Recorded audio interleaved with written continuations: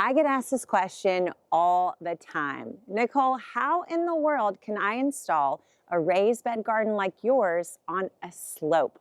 Well, I'm standing in the middle of a very level raised bed kitchen garden that we installed on a very steep slope. And we did it the easiest way in just 5 simple steps. And today, I'm going to teach those to you. Let's get started. So there's just a few supplies that you're going to need to use this super easy, super quick way to level out your space. The first thing you need are some rebar or stakes, basically just some tall sticks that you can use to mark the front and the back of your garden space.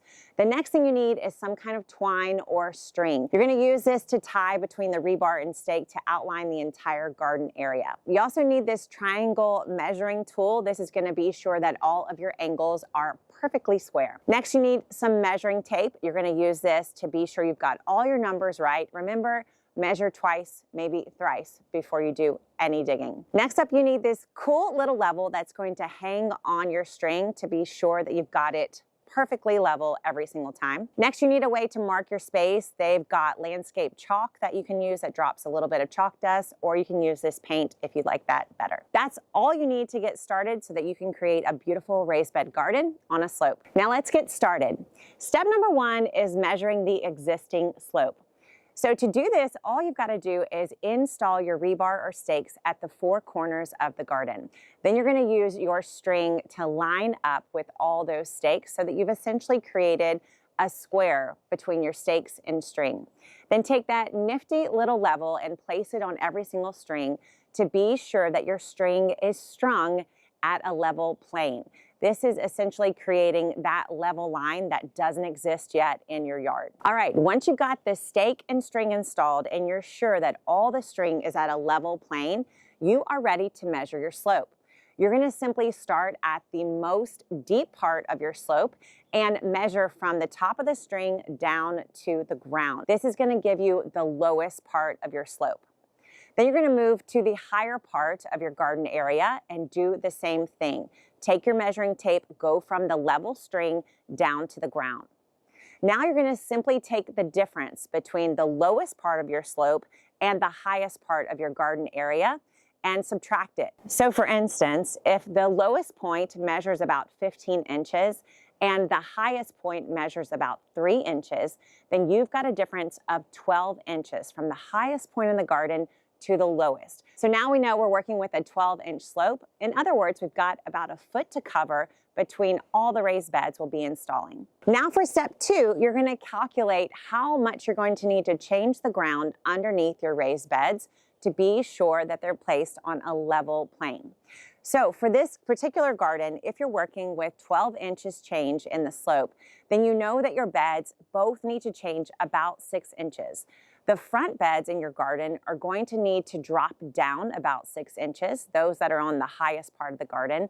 And then those that are in the lowest part of the garden, they're going to need to be built up about 6 inches. So to figure out how much you'll need to either dig down or build up under each bed, you simply take the number of raised beds you're installing along this slope and you divide the total change in depth by the number of beds. So for instance, if the slope is changing by 12 inches and we're just installing 2 beds here, we're going to take 12 inches and divide it by 2. That means that each bed will need to be adjusted by 6 inches. If we had 3 beds going the length of the slope, then we would divide 12 inches by 3 and each bed would be adjusted by 4 inches. Once you've calculated how much each bed needs to be adjusted, it's time to grab your shovel and start digging. Hey, before I get to step number 3, I got to tell you about my brand new book, The 5-Minute Gardener. So you may notice that I'm kind of cold out here. We literally got our first snow last night, but we installed this garden back in the summer. My client Allison has been harvesting from this garden ever since we put it in. But even with this snow, look, there's so many things to do out here in the garden. There's cabbage leaves to eat, there's arugula, there's rosemary, there's sage. And that all happens because of this book. In The 5-Minute Gardener, I outline all 4 seasons of the year in the garden: cold, cool, warm, and hot. And every single season has 90 things you can do in that season, 90 5-minute activities. When you follow the prescriptions in this book, this 5-Minute Gardener book, you always have something that you can do in relation to the garden, to eat from the garden, every single day of the year. So if you haven't ordered the book yet, pretty please do so. I'll put a link to 5-Minute Gardener right below this video. Now let's move on to step number 3. Step 3, it's time to dig. So now you're going to grab a shovel and you're going to start to adjust the soil beneath each raised bed. And the great news is you only need to move the soil that's directly under the bed itself. You don't want to change the soil level entirely for the whole plane. Otherwise, you're going to be filling in with loads of soil or gravel, and it'll just be a lot of extra work that's not necessary. Instead, you're only going to dig right below the edges of the raised bed. You're either going to dig down on the highest part of the garden or build up on the lowest part. We did this over a short period of time simply by marking out where each bed would be placed and then grabbing a shovel and digging a nice little trench. First, for the top beds, we dug down about 6 inches. And then for those bottom beds, we take that exact soil that we pulled out from the top layer and used it to build up the back part of the garden to about 6 inches in height, so that once we were done, all beds were at just about the exact same height. Step number 4 is to place the beds. So now that you've done the heavy lifting of moving all that material around, it's time to get your beds in the right spot.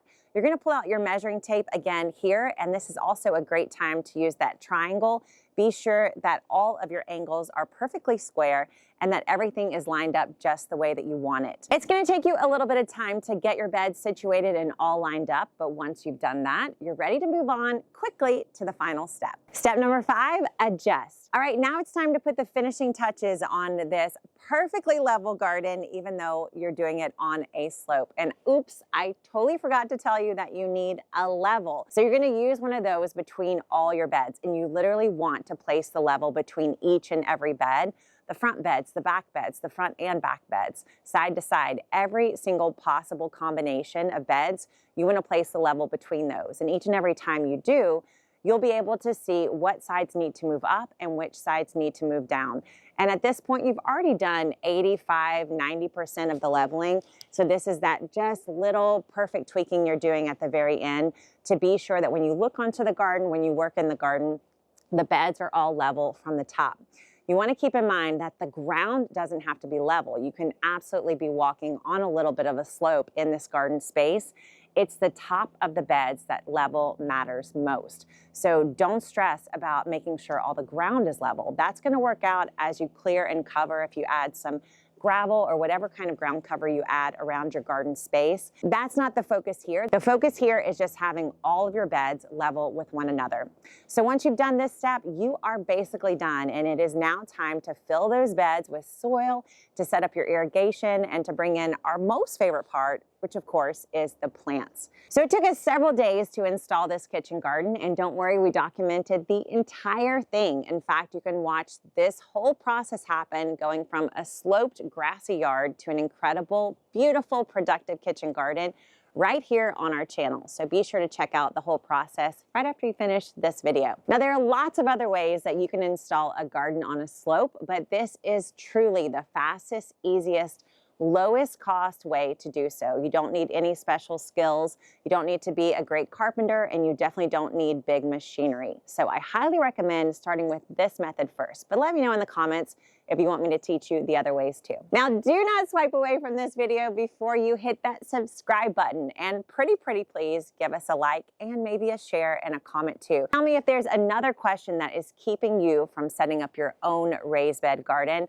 because I want to answer that one next. Thanks so much for being here. I wouldn't be here without you, and I can't wait to see you next time.